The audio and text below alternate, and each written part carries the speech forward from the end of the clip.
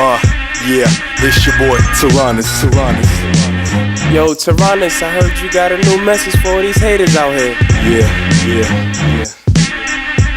Let these haters hear it. Let's go. This is a message to all the motherfuckers out there who claim to know what I'm all about.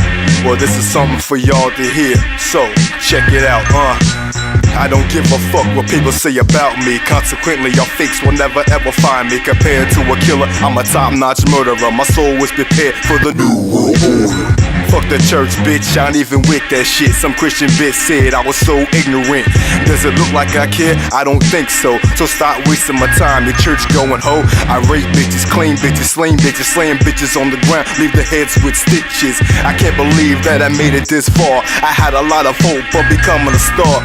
Them haters already talking that shit. Bitch ass niggas, please hop off my dick before I pull the max out and bust a few caps. I put niggas to rest like they're taking a nap. I'm not the one to fuck with, so don't even try me. Underworld Soul Gang was staying right beside me. Don't even fucking care what feelings I hurt. Just know after I'm through with you, your ass will be kissing dirt.